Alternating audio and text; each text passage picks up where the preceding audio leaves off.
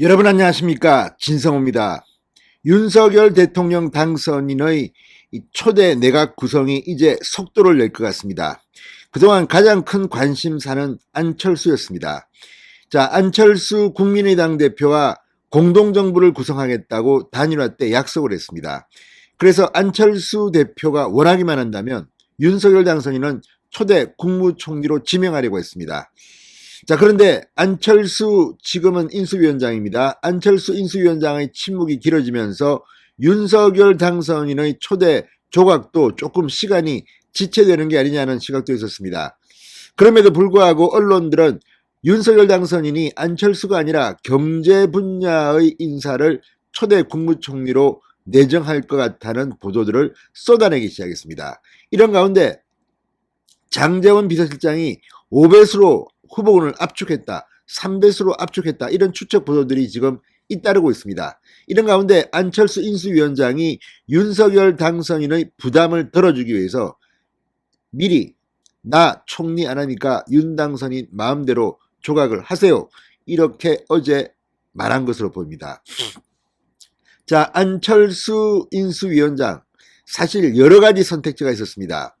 언론들이 안철수의 행보를 추측하면서 세 가지 정도를 내세웠는데, 하나는 국무총리입니다. 국무총리는 안철수가 원한다면 무조건 가능한 겁니다. 그렇지만 국무총리는 안철수 인수위원장한테는 많은 제약이 따릅니다.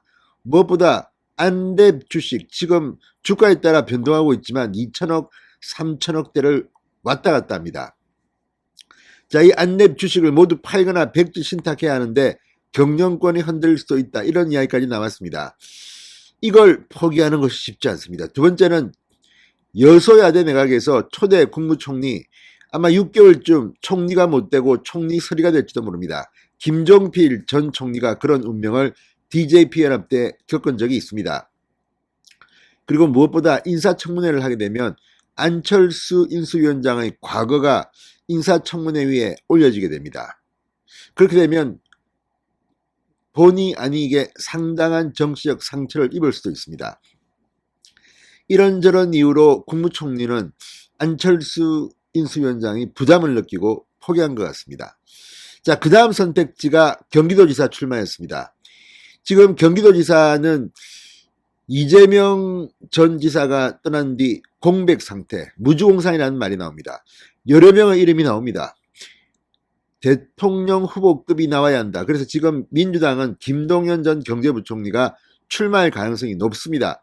이런 가운데 유승민 전 의원 이름도 나오고 강용석 변호사도 도전 의사를 밝힌 바 있습니다. 심재철 전 국회 부의장, 함진규 전 의원 등은 지금 이미 출마를 선언했습니다. 자, 이런 가운데 안철수가 경기도지사에 도전한다면 사실 상당한 정치적 기반을 닦을 수 있습니다. 그러나 안철수 인수위원장은 나는 지쳤다고 말합니다. 그 다음이 당권 도전입니다. 지금 국민의힘과 국민의당이 합당합니다. 물론 당세가 차이가 많이 납니다. 안철수가 당권 도전을 할 것이다, 이런 건데 안철수 인수위원장 오늘 회견에서 1년 뒤의 일이라고 했습니다. 지금은 생각이 없다는 겁니다.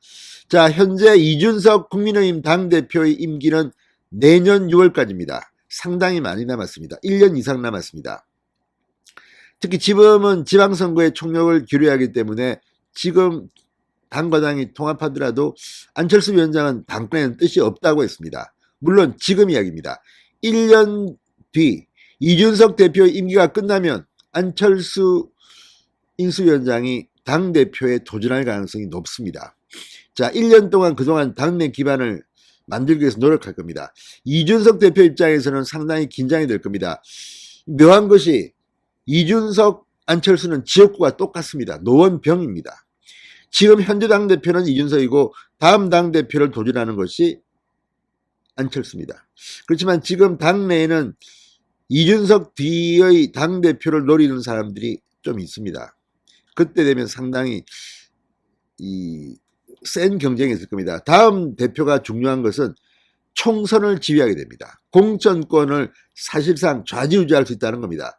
그래서 안철수 인수위원장이 그 다음 대통령 선거를 노린다면 다음 당대표에 도전할 가능성이 매우 높습니다.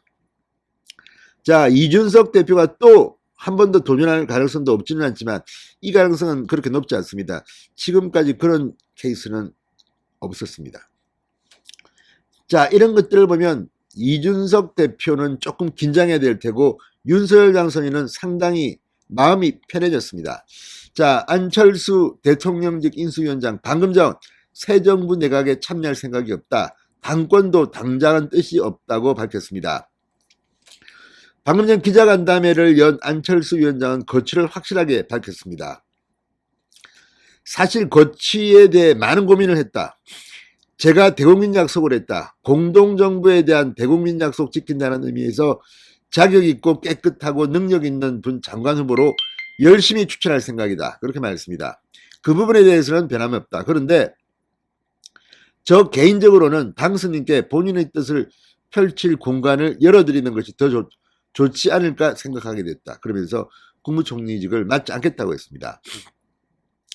자, 그러면서 저는 인수위원장 하면서 다음 정부를 위한 청사진, 좋은 그림, 방향을 그려드린 다음에 직접 내각에 참여하지는 않는 것이 오히려 더 부담 들어드리는 것이라고 생각한다.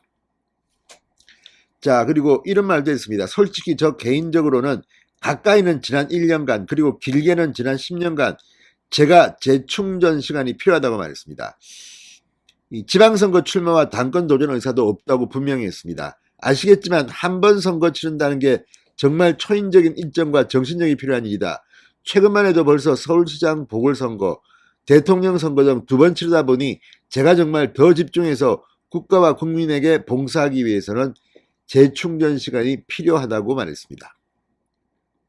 이게 주요한 부분은 아니지만 어느 정도 작용했다고 했습니다. 실제 안철수 위원장, 오세훈 시장과의 그 서울시장 경쟁, 이번에는 윤석열 당선인과의 경쟁 둘 다 패배했습니다. 그렇지만 상당한 피로가 있었을 겁니다. 이런 거를 조금 쉬겠다는 것으로 보입니다.